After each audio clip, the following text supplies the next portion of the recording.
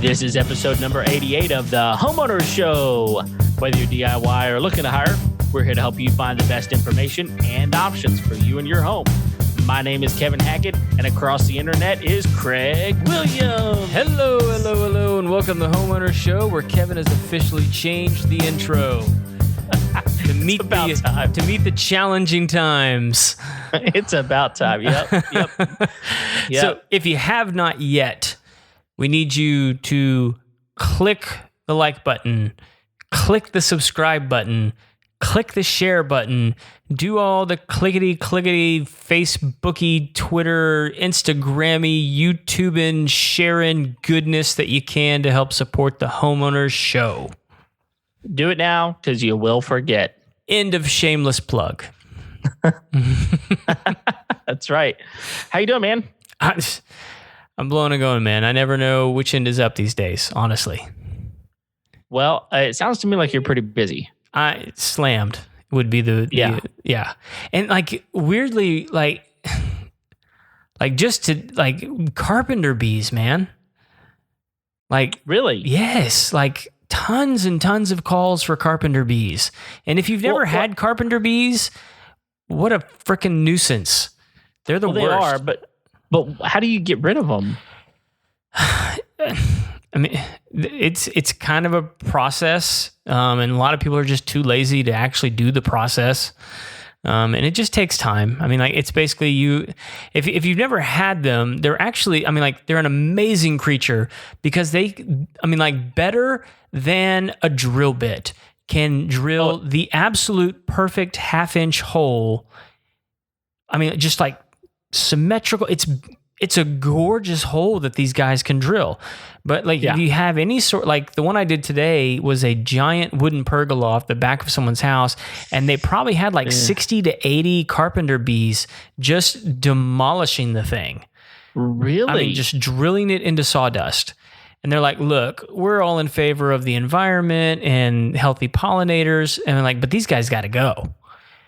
And so I was like, oh, yeah, I get it. And they were basically having a bee orgy on these people's backyard. It's kind of disturbing at moments.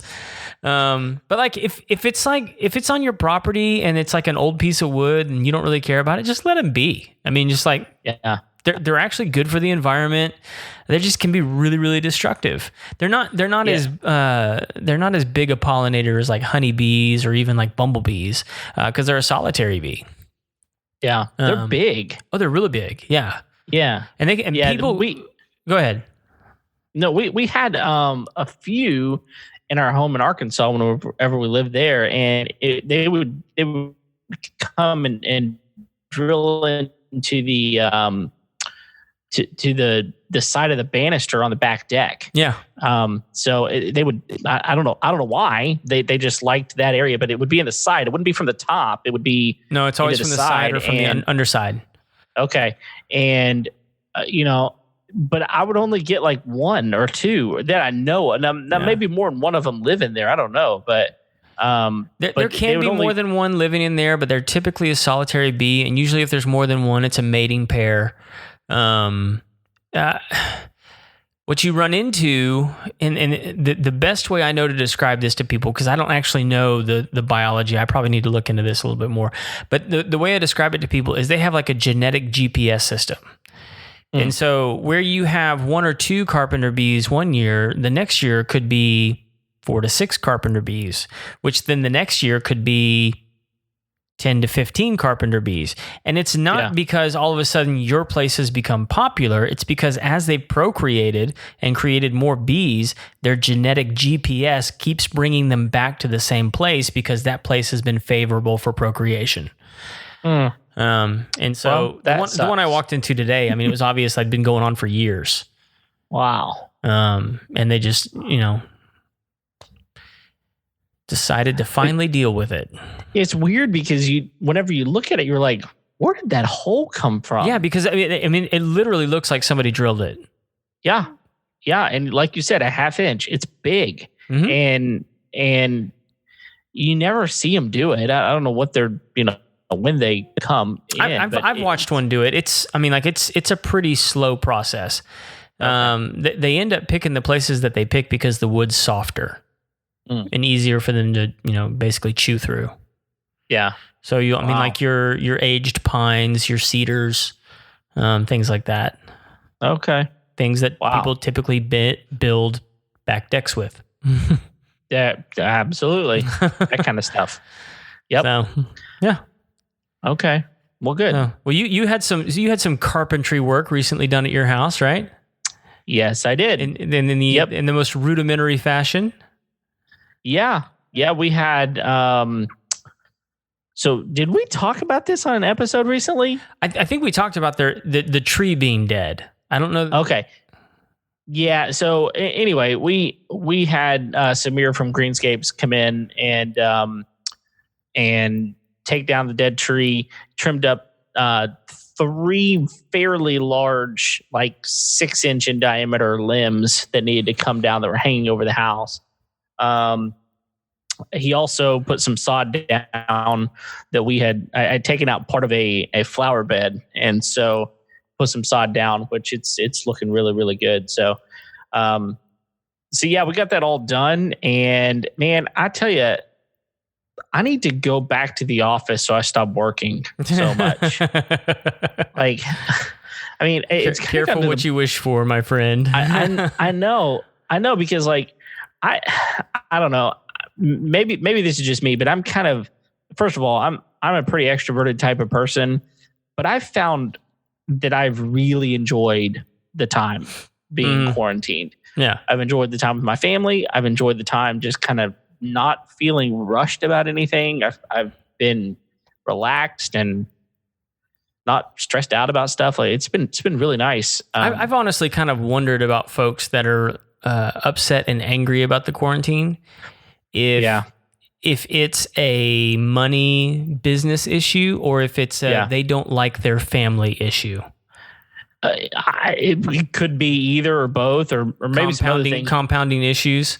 Yeah, and one of the things that I'll tell you, I've been really, really concerned recently, the last few weeks here about increase in domestic and child abuse that's going on. Yeah. Just because people are at home. And if you had a propensity towards that, it's gotten worse. But that being said, like for me, it's been really nice to be home. And so recently, though, it's just been like, well, I've done the work that I need to do at home because I can get that done, fairly quickly every day. I'm spending 2 to 3 hours, maybe more. But still, it's nowhere near an 8-hour workday. Yeah. And so I'm helping the kids with school and all those sorts of things. But then it's like, okay, it's 4 o'clock, 3:30, 4 o'clock. I got a couple hours till dinner.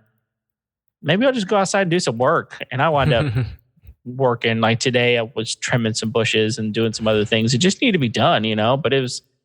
I think I was talking to you on the phone. It's like 94 degrees and humid outside. So it's pretty crazy. But it's been good because I've been getting some projects done. In fact, one of the ones that I'm just killed myself over this weekend that we'll get to probably in the next few weeks is I'm putting an invisible fence in for my dog around my house. And that was a chore, let me tell you. But we're going to get to it because it's pretty amazing. You've got a electric fence at your house for your dogs as well. Yeah, we had we put the invisible fence in. So yeah. I can give the pluses and minuses of working with that company for sure. Okay. Yeah, definitely. We used a different brand. We used an Extreme, what's it called? Extreme Dog Fence, I believe is the name of it. But anyway, so I've just been doing a lot. So I'm kind of glad I'm going to be glad to get back to being out a little bit more. So well, I mean, from my experience, I just haven't been home that much. My wife, I've been having to leave home every morning and go to work, gloved and masked and all that kind of stuff. Honestly, it's good, but like I'm exhausted. And so my wife has been here, really manning the fort, but I have some things that I do with the kids when I get home. And it's some things that So one of the things that I really wanted to key in on for our family and really just to kind of like put my money where my mouth is, because I'm always talking about how, with people that I talk to about, improving their business, improving their personal lives, is, you can find the space to do something extra, a little something more, in making your situation and your life a little bit better. And I didn't want to waste a good quarantine with me or with my kids. And so two things that I decided to implement while they're at home is language and music. And so my two oldest kids, and really this is just for my two oldest kids, because my 5-year-old is just not quite there to. I mean, she can do some things, and we do those things. She can't interact with technology the way that my older two can in order to do some of these things when I'm not there. Sure. And so we decided, like, we're gonna put our nose to the grindstone on learning the piano and French. Okay. And so we use Rosetta Stone, and I forget the name of the app that we use for the piano, but it's basically a gamification piano learning system. And I do it with them. Like, it's really cool. Like, my 7-year-old is learning the bass line to "We Are the Champions" by Queen right now, and like he's pretty good at it. Okay. And so it's really fun. I mean, you use like an iPad and play the piano, and the iPad listens to you play the piano and gives you immediate feedback, all that kind of stuff. Nice. But anyway, both of my two oldest kids every day have been taking French lessons with Rosetta Stone, and occasionally they'll even watch like we'll change the language on like a cartoon that we know that they like, and just have them watch it in French. Okay. So, a little bit more immersion into the language. Yeah. And so the odd thing that's been happening is when I'm in my car, occasionally I'm watching YouTube videos. And if you're not a Premier member on YouTube, you get commercials. So recently, about half the commercials that I get via the internet and on YouTube are in French. Wow, because you're watching stuff. And the stuff that I own is listening to what I'm doing and recognizing, like, oh, hey, they're not just speaking English, they're speaking French. And like, once I figured out what was going on, I was like, this is the creepiest thing I've ever heard. And like, a lot of people that I know get this all the time, that like, they're like, how did Amazon know what I was searching for? How did Google know? How did Facebook know to put that in front of me? Like, I haven't typed that in.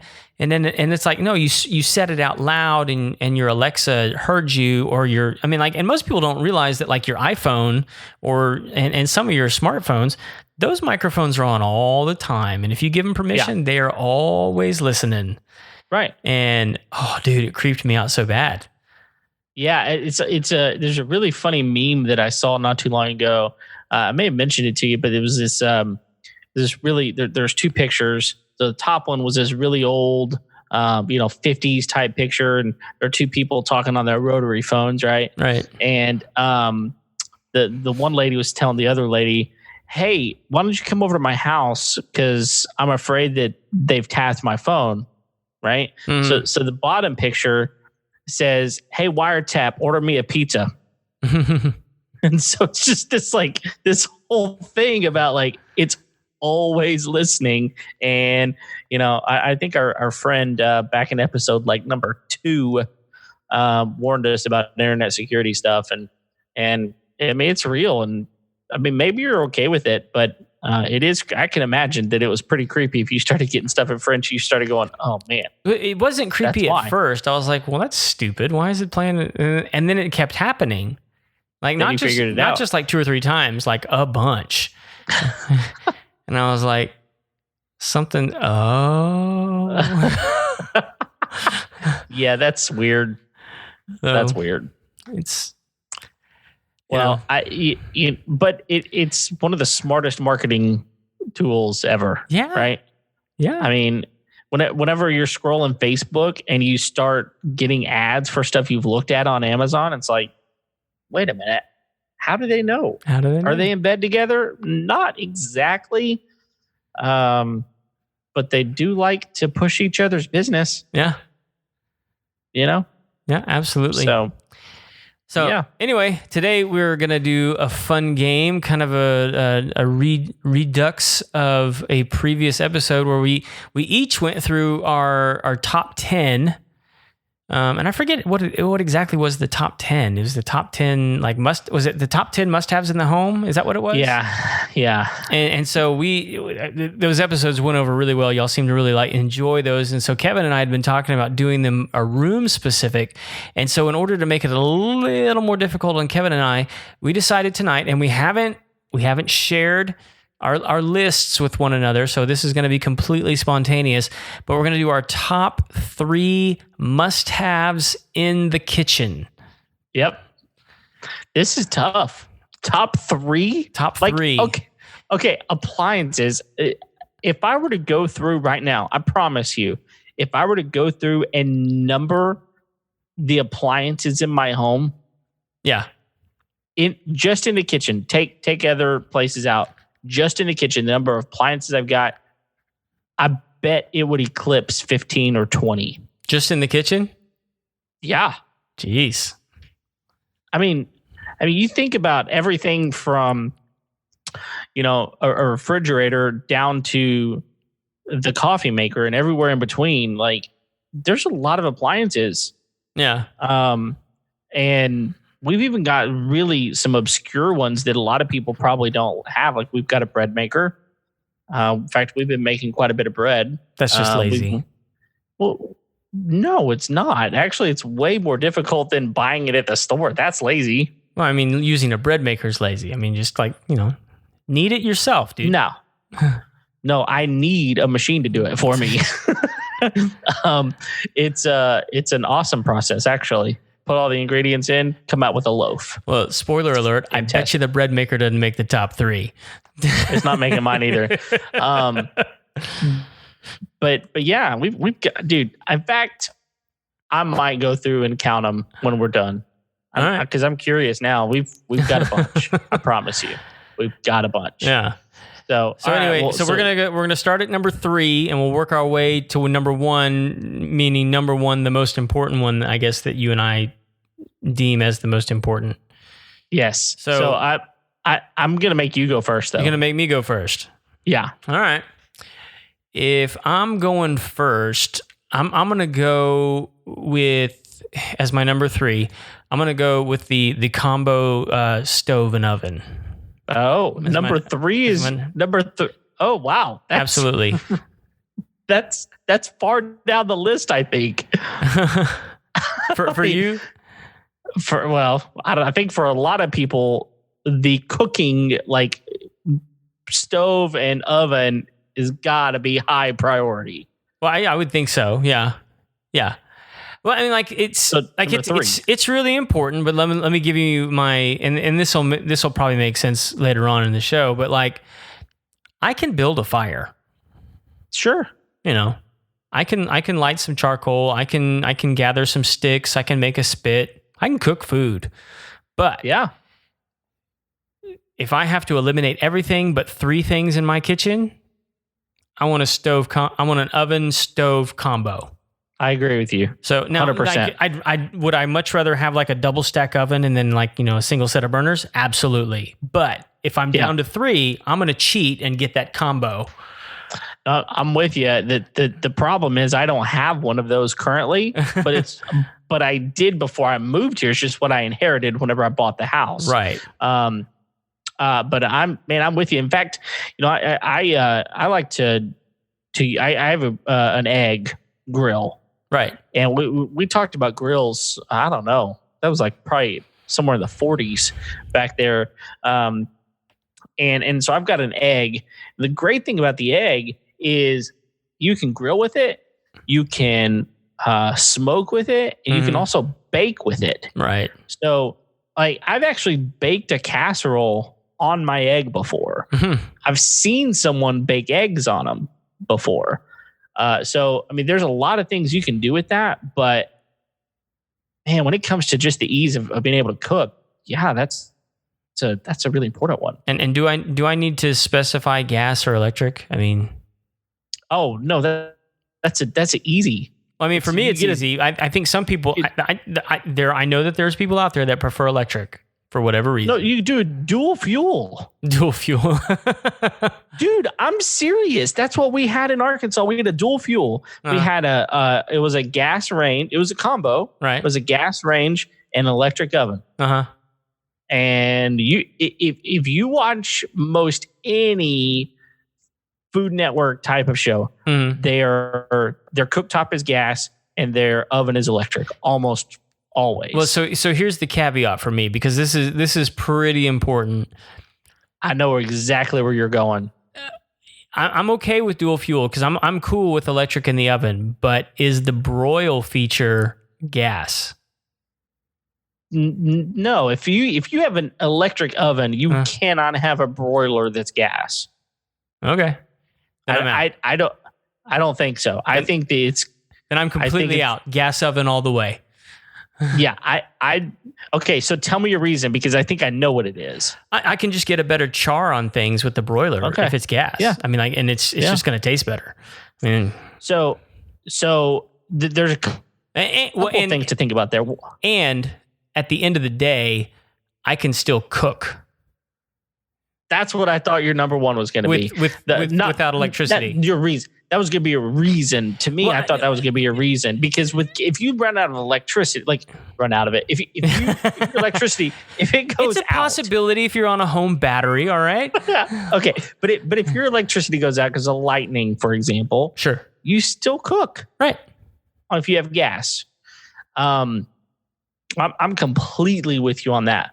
However, I'm going dual fuel if it's me, and I'm using if my electricity goes out, I'm going to the egg. So that's just me. Yeah. But no, those are good reasons. Those are really good reasons. Well, one is a practical reason, like if the electricity goes out. The other one is just like a cooking reason. Like, yeah, I'd rather have it this way because I like the way, I make my cheesy eggs in the broiler every morning, my friend. Sure. We talked about that last week. Oh, yeah. So, all right. What's your number 3? My number 3, you're going to hate me for it, but it's a microwave. Oh, dude. How can that even be essential? Well, I think it all depends on how you live life. I mean, I'll tell you, we don't do a lot of cooking in our microwave. Yeah. It happens on occasion. The majority reason that we would ever cook in a microwave is my wife on occasion wants a baked potato, doesn't want to wait the hours that it takes to bake them in the oven, so she puts it in the microwave. And we actually had to get a new microwave not too long ago, and it's got a sensor cook on it, which is kind of cool. You poke holes in the potato, put it in there, and it came out perfectly, perfectly baked in the microwave. But I think for us, it's our kids more than anything. Is that we tend to reheat food and do it fairly quickly for them, just because it's time to eat and they're hungry, and so we'll pop stuff in the microwave to reheat for dinner when we have leftovers, for example. Yeah. But I mean, we don't use it the way some people do. I mean, we don't do frozen dinners and that kind of stuff. For us, it's purely a tool to reheat with the very occasional something where it's like, we just need to cook this baked potato. But beyond that, it's a reheating tool for us. So, but I know for you, how long have you gone without a microwave now? Over 5 years. Yeah. And I get it. I mean, in fact, so tonight, my kids ate all of our dinner. All of it. Like I didn't get any dinner because my kids were so hungry today. They ate all of it. Right. And so I was like, man, what am I going to eat? Well, it just so happened that we had some hot dogs and some hot dog buns. And so I was like, okay, I'm just going to make a hot dog. Well, instead of going and firing up the grill for a couple of hot dogs, I just boiled it. my wife was like, You're boiling. How long is it going to take? Like, we have a microwave. And I was like, I am not microwaving a hot dog weenie. Not doing it.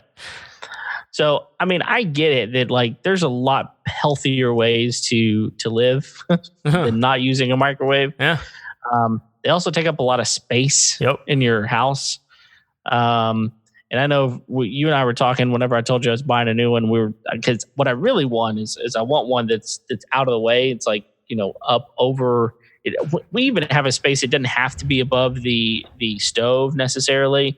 But you and I were talking about that. And one of the things you said was it's just a roach magnet. Yeah. Because of all the grease that, gets sucked up into the filter. Particularly the ones that are over stoves. Yeah. Not necessarily self-contained units. Which, but, I mean, like they'll get in there too, but just not as much as they will in the ones that are like the air filtration system for the stove. Yeah, which makes sense. Either way, if I've got to narrow it down to 3, I'm probably going to have a microwave. I'm so out. I'm representing all the people out there that are going, thank you, Kevin, because I would too. Anyone that's saying thank you to a microwave, we don't need to be friends. All right. Well, I think you'll be happier with my number 2 and 3. Let's hope so. All right. What's your number 2? My number 2 is the refrigerator. Oh man. Wow. So okay. Gotta have a good fridge, man. And I need we need the fridge freezer combo if we can, but like end of the day, I gotta have a refrigerator. I'm with you. It's got to be a combo. So now, are you and this is, I think this is actually kind of like become kind of a deal is, when I was a kid, everything was side by side. That was the big luxury item, was freezer on the left, refrigerator on the right. Yes. Top to bottom. Yep. Now, everybody wants French doors on top. That's just the refrigerator. So you got big, wide pull-out drawers, and then you got one big freezer unit as a single drawer at the bottom of the unit. Or double drawer.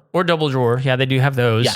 I don't really understand why, but I guess different levels of cold. I mean, I don't know. No, I've never had so. One. I think it's just organization. It's a difference in having a deep freeze and having shelves. Because like ours is a single big pull-out drawer that has layered shelves inside of that. Right.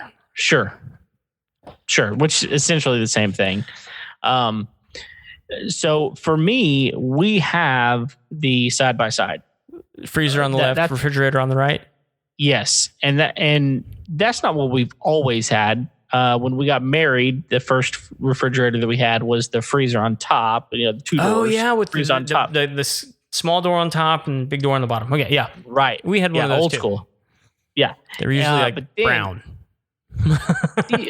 Or many of them were green, off-white or green. Yeah.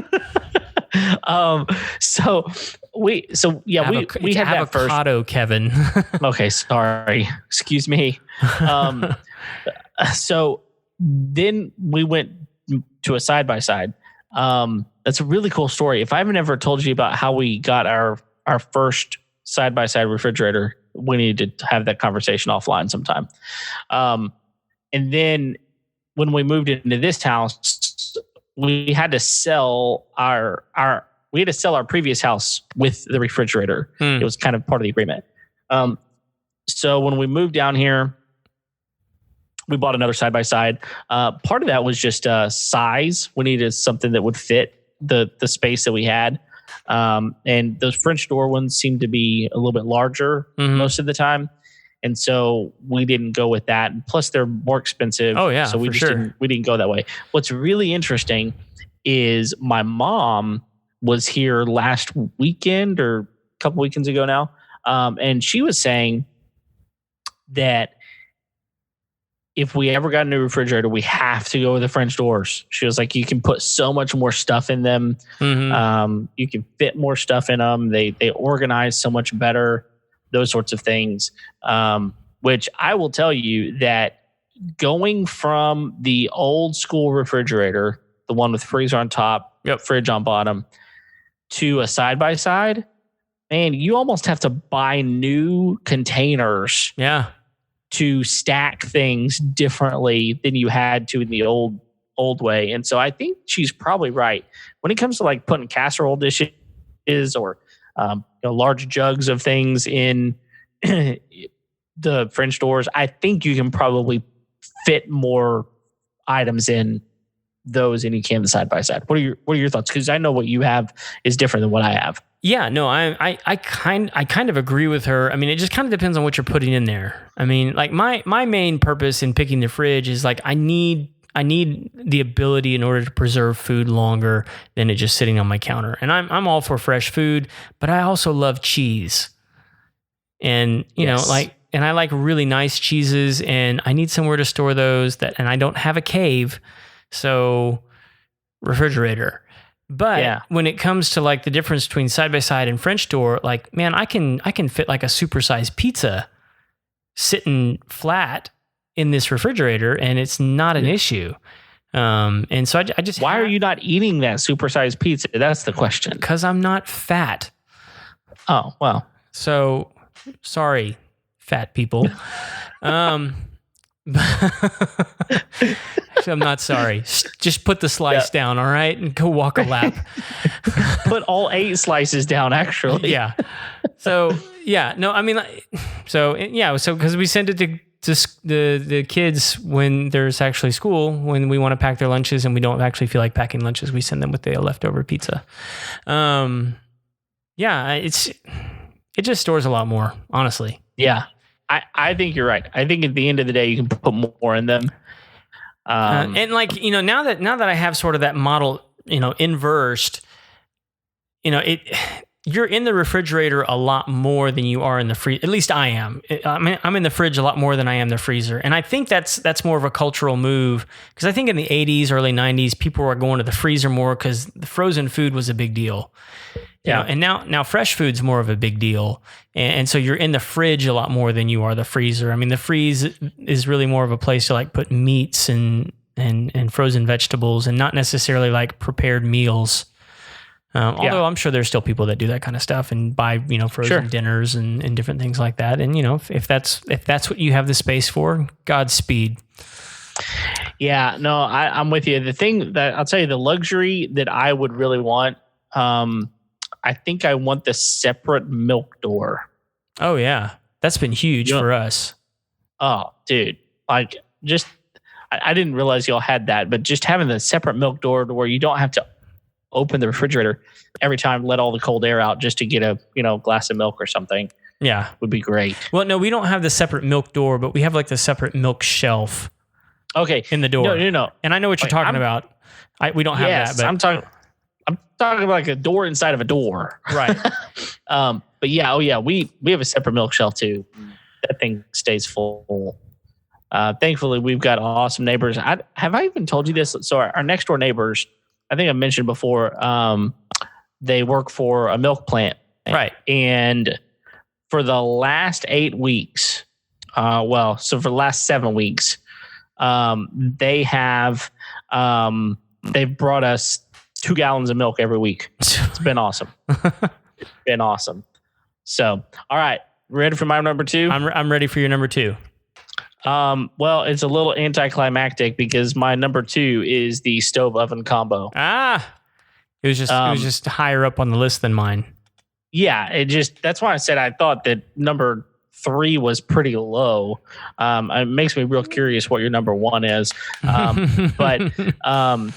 But that being said, for me, you got to have the cooking, the main appliance to cook with. You got to have it in your top 3. If it's not in your top 3, then you must live on a farm somewhere with nobody around and like no electricity inside the house. Yeah. Which I could get by with. I mean, like if I had like a brick oven or something, I could make it work. But like, again, if I get to pick, I could get by with it. Yeah. You add a family into the mix? No. Yeah, and I think part of the game is like, it's not just like what's your top 3. It's like if you had to build a kitchen and you only got to pick 3, right? That's it. Right. That changes the game a little bit. Yes, it does. So, and you picked microwave. Yeah, I know. All right. Well, I gotta know.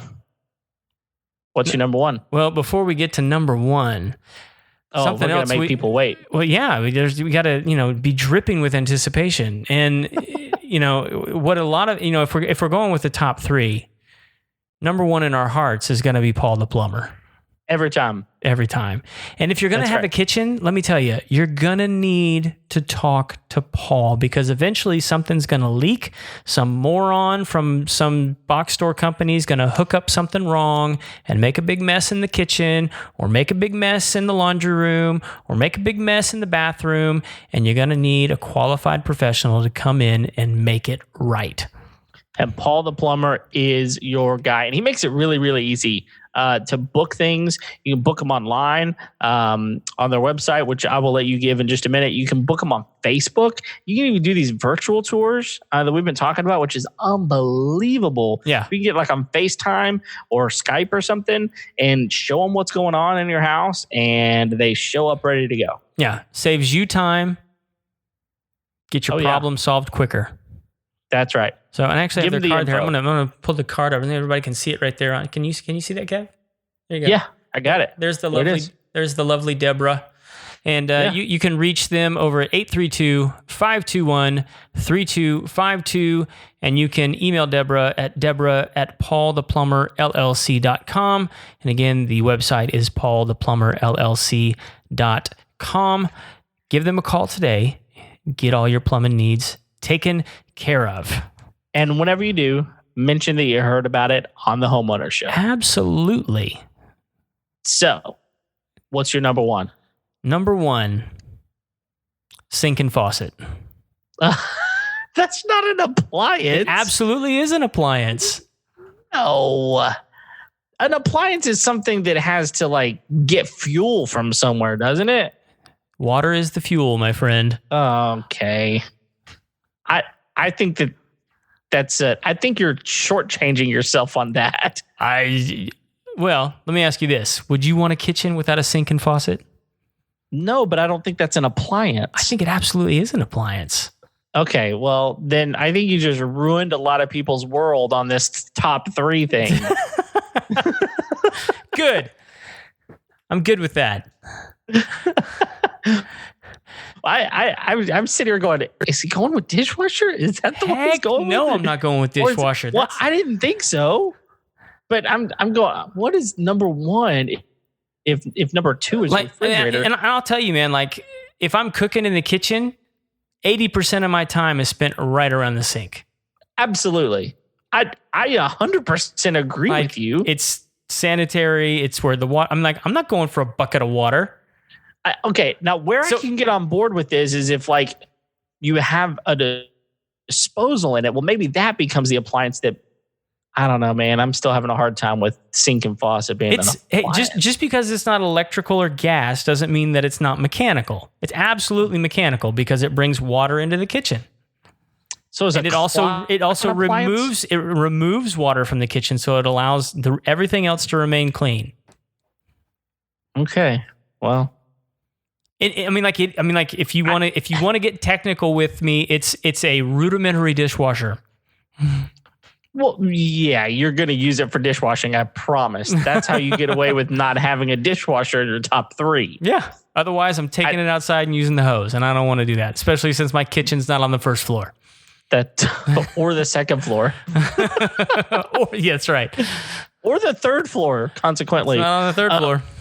So, I don't know, man. I agree with you that is an essential thing to have in your kitchen. You and I are not going to disagree on that. It's just that I don't think it's an appliance.